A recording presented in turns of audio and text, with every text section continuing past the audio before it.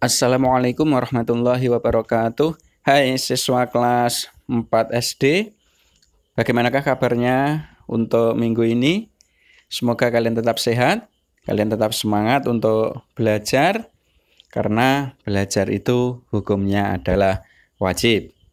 Oke, untuk minggu ini kita masih meneruskan pembelajaran yang kemarin, yaitu masih pembelajaran 4 tentang bersih itu sehat. Nah, bersih itu sehat, kita akan membahas bagian yang ketiga tentang tayamum. Kalian tahu apa itu tayamum? Sudah bisa untuk melakukan tayamum?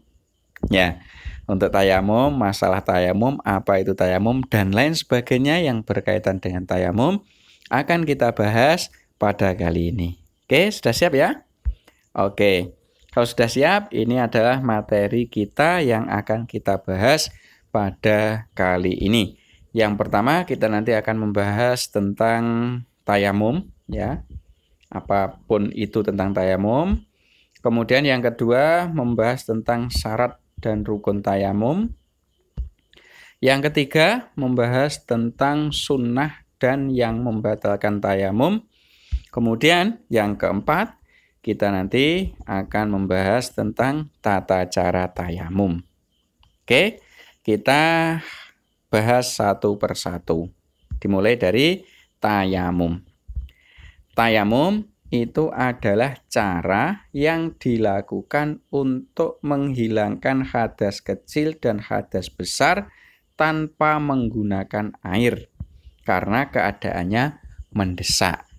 Ya, jadi tayamum itu dilakukan sebagai pengganti wudhu dan pengganti mandi besar. Ya, ini tayamum ini menggunakan debu atau tidak menggunakan air.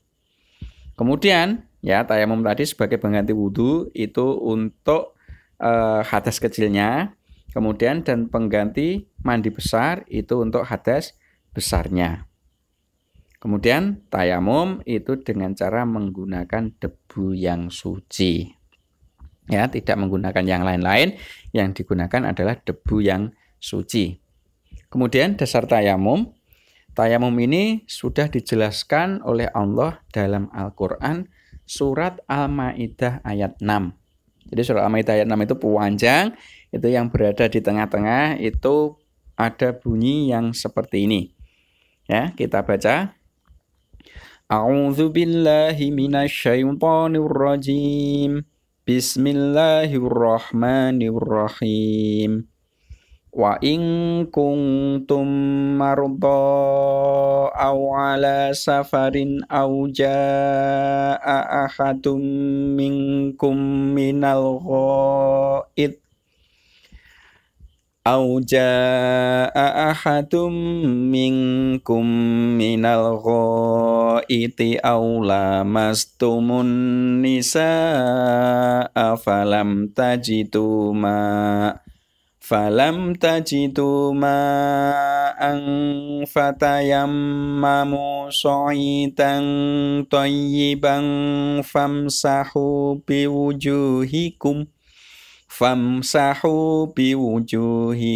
wa aidikum min. Itu seterusnya nanti ada ayat seterusnya. Ini saya potong sampai di sini.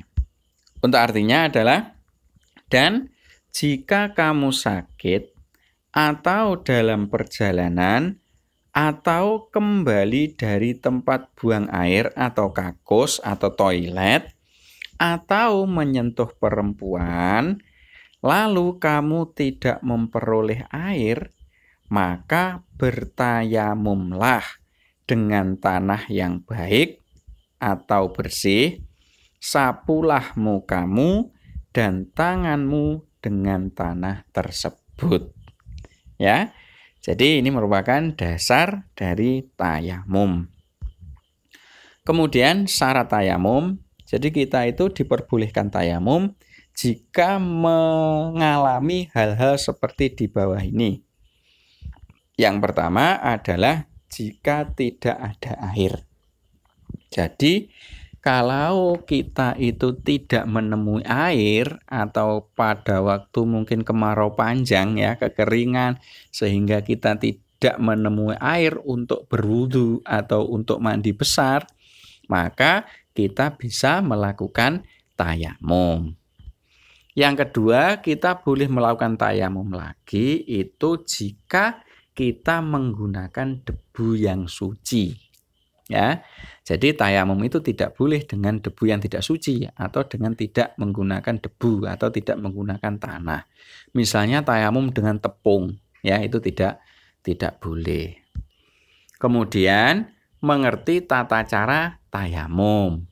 Jadi tata cara tayamumnya kita harus mengerti jelas itu. Kalau kita tidak mengerti, bagaimana nanti kita bisa tayamum. Kemudian selanjutnya tayamum itu dilakukan dalam waktu sholat. Jadi setiap kita akan melakukan sholat fardu itu wajib bertayamum meskipun kita belum berhadas lagi. Contohnya misalnya saat ini masuk waktu zuhur, maka kita bertayamum. Jadi kalau kita itu akan melakukan sholat zuhur, tayamumnya tidak boleh belum masuk waktu zuhur. Ya, termasuk juga ketika akan sholat asar. Tadi zuhur sudah bertayamum untuk sholat zuhur. Kemudian untuk sholat asar tidak boleh menggunakan tayamumnya sholat zuhur lagi. Harus mengulang tayamum kembali di waktu sholat asar dan seterusnya. Jadi tayamum itu dilakukan dalam rentang waktu sholat yang akan kita kerjakan itu. Kemudian syarat tayamumnya lagi yaitu mengetahui arah kiblat. Ya, jadi sebelum tayamum kita harus tahu, arah kiblatnya sebelah sana. Itu kita harus tahu. Kemudian 1 kali tayamum untuk 1 kali sholat fardu. Seperti yang saya jelaskan tadi ya, untuk sholat zuhur berarti tayamumnya ya ketika akan sholat zuhur. Nanti sholat asar kita harus tayamum kembali. Kemudian yang nomor 7 yaitu ketika kita sakit. Jadi ketika kita sakit dan sakitnya kita itu tidak boleh terkena air. Apabila nanti sakitnya terkena air, kok sakitnya tambah parah, itu baru boleh tayamum. Terus yang mengatakan ini sakitnya parah atau tidak siapa? Ya tentunya dokter yang memeriksa. Jadi dengan anjuran dokter, sakit ini tidak boleh terkena air. Maka kita boleh melakukan tayamum untuk bersucinya itu. Kemudian tentang rukun tayamum sekarang. Rukun tayamum itu jika nanti yang akan saya sebutkan di bawah ini kok tidak dilakukan salah satu saja, berarti tayamumnya tidak sah. Apa saja rukun tayamum? Rukun tayamum yang pertama adalah niat. Kalian bisa niat tayamum? Oke, mungkin ada sebagian sudah bisa ya. Nah, bagi yang belum bisa, niat tayamumnya itu adalah nawaitu tayammuma li istibahatis sholah. Itu. Nawaitu tayammuma li istibahatis sholah. Ingat, niat tayamum itu dilakukan di dalam hati. Waktunya ketika berbarengan dengan mengusap wajah.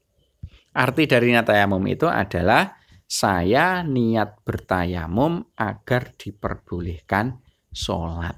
Jadi seperti itu. Niatnya boleh menggunakan bahasa Arab, boleh menggunakan bahasa Indonesia. Ya, itu adalah niat tayamum. Bisa ya niatnya?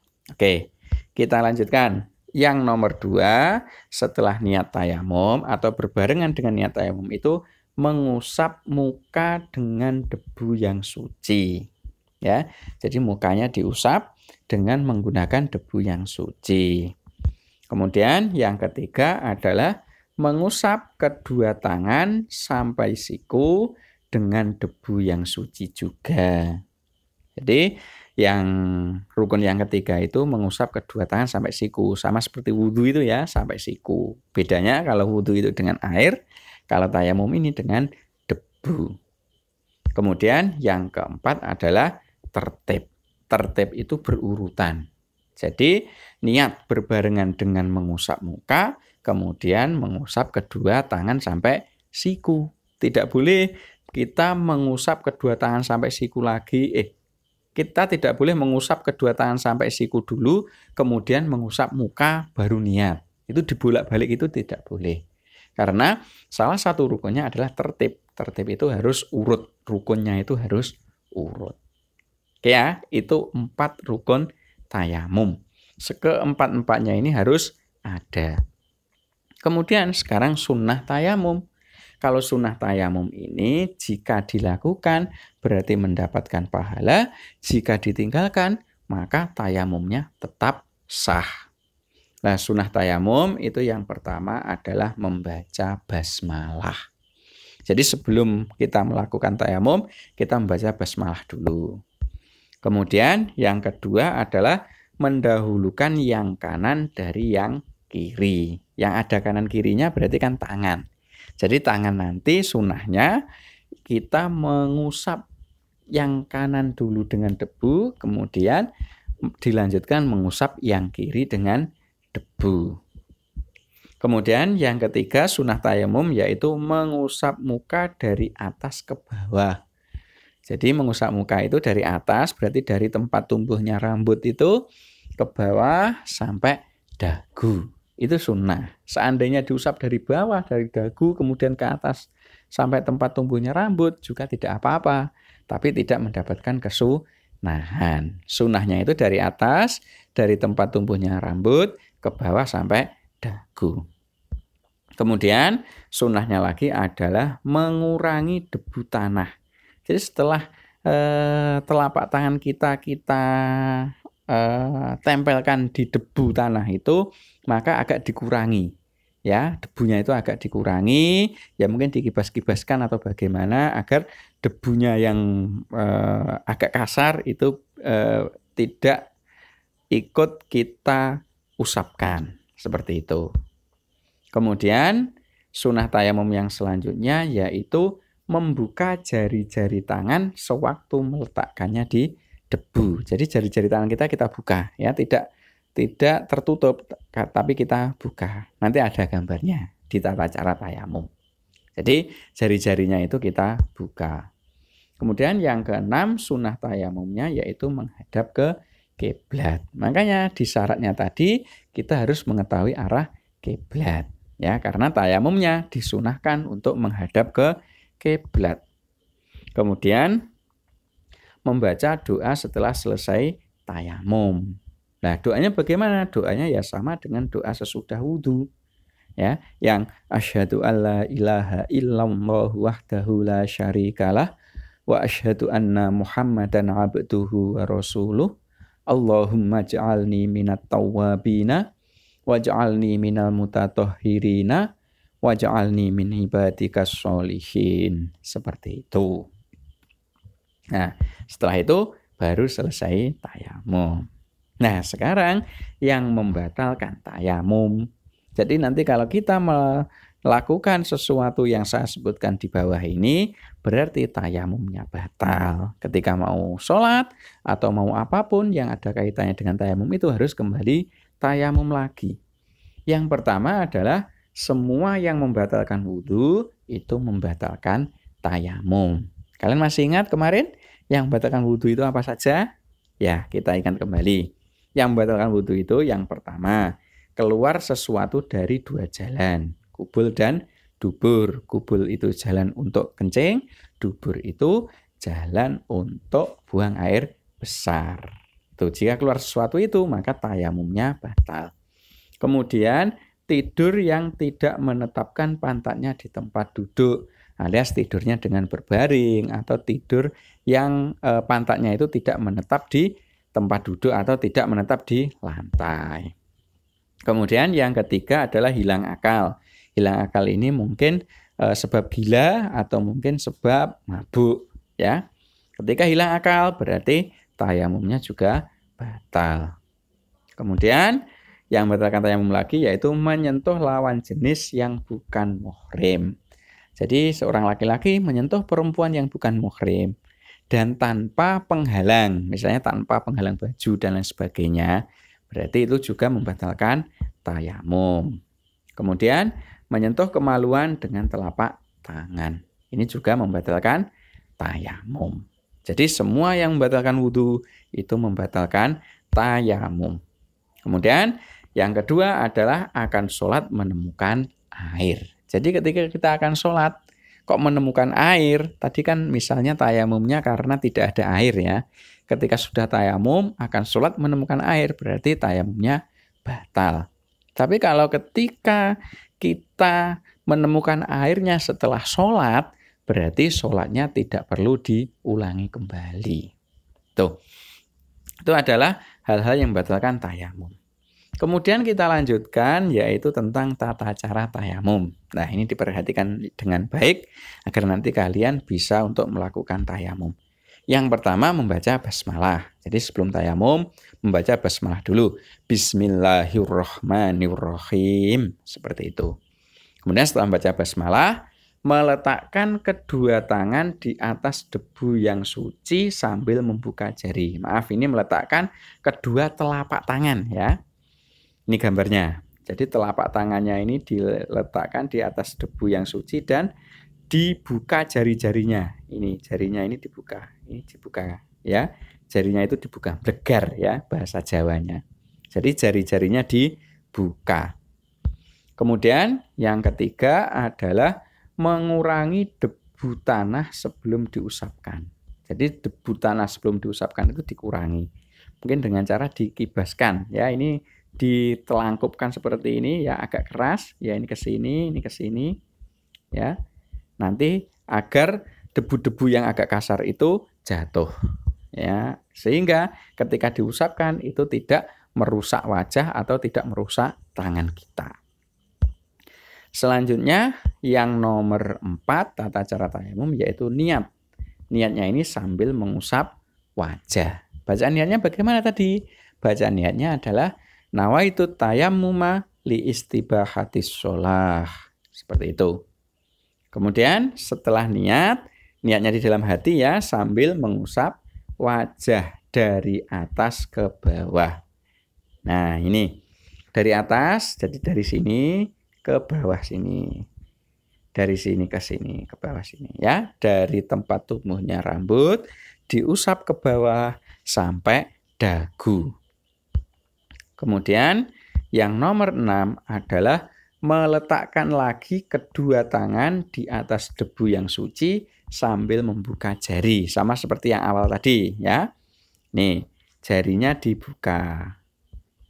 Kemudian setelah itu tata cara yang nomor 7 mengurangi lagi debu tanah sebelum diusapkan. Sama seperti tadi ya. Ini agak ditekan ke sana.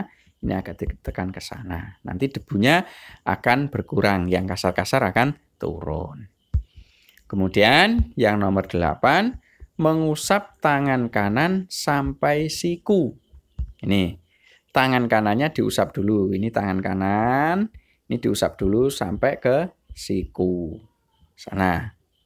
Kemudian setelah itu lalu mengusapkan tangan kiri sampai siku. Setelah tangan kanan diusap sampai siku, dilanjutkan diusap tangan yang kiri sampai siku. Kemudian setelah itu sudah, terus membaca doa.